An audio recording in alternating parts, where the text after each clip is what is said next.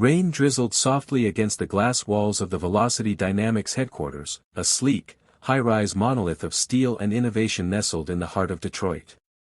Inside, the company's top engineers stood in a semicircle around a $12 million prototype engine, its frame still humming faintly from the latest failed test. The air in the lab was thick, not with smoke, but with disappointment. Third test. Third failure, muttered Chief Engineer Alan Rivers, running a hand through his thinning hair. CEO Marcus Vell strode in, sharply dressed in a charcoal suit, shoes clicking crisply against the polished floor. He glanced at the cluster of engineers, then at the engine. "Well?" he asked curtly. Alan cleared his throat. Combustion unit destabilized at 9,000 RPM. Again. We've tried 3 variations. Same result. Marcus exhaled through his nose, his jaw tightening. You said this engine would redefine torque delivery across all consumer platforms by Q3. It's June. Silence. From the back of the room, a faint voice spoke up. It's not the combustion unit. It's the vibration feedback loop in the dynamic sync module. Heads turned. Standing awkwardly with a clipboard clutched to her chest was a young woman in oil-streaked coveralls, her badge dangling loosely. It read, Aria Lane, intern, facility support. Alan frowned. Excuse me.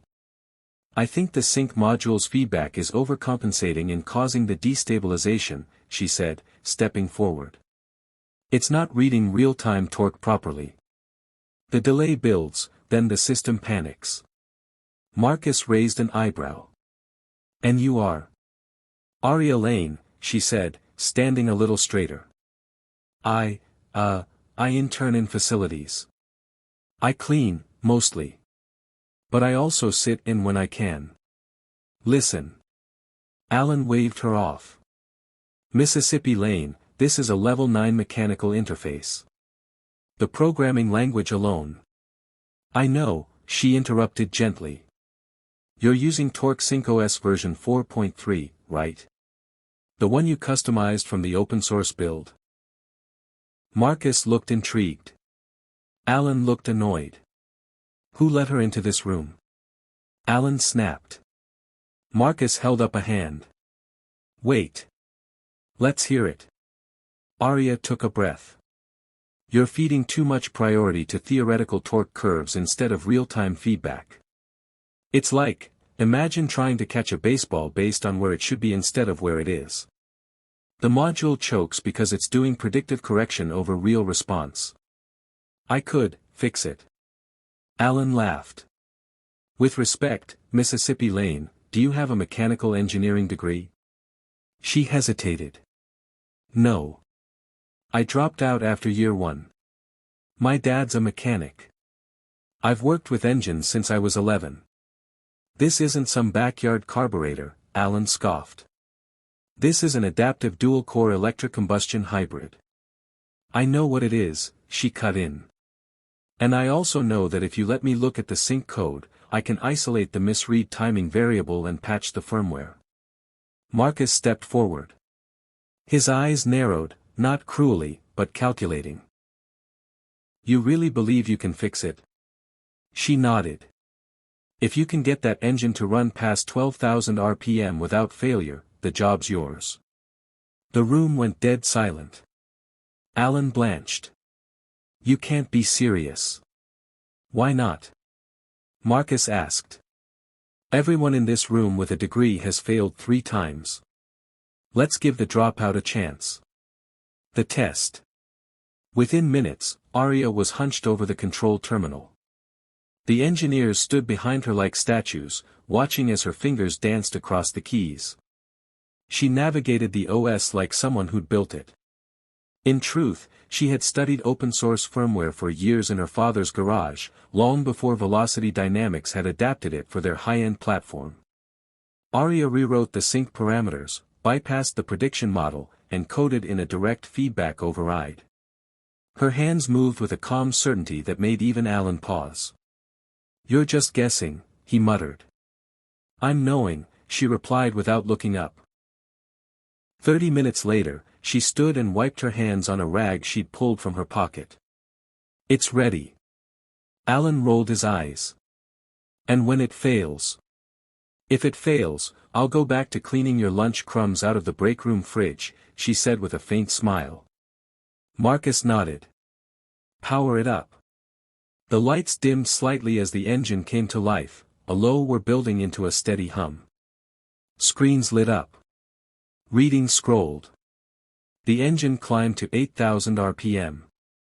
Then 9,000. Here it comes, Alan said grimly. 10,000 RPM. 11,000.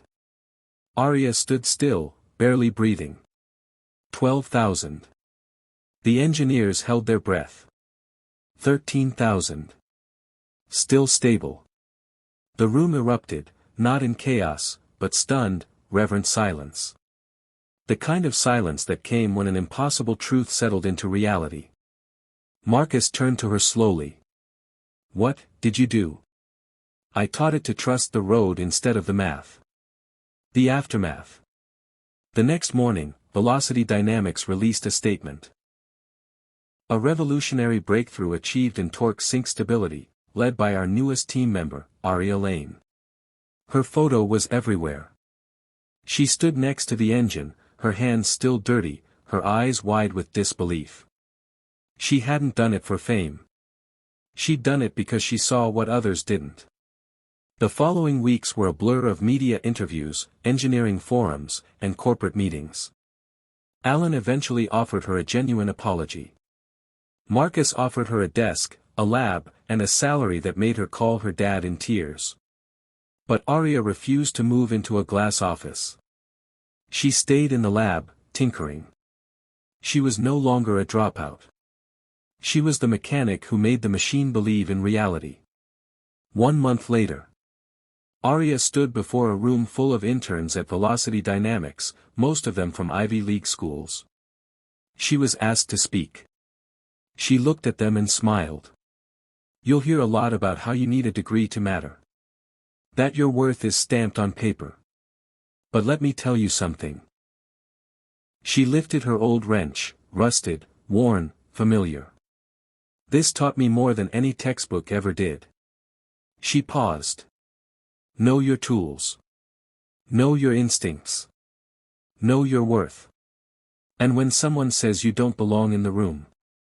She looked up, eyes steady. Fix the engine anyway.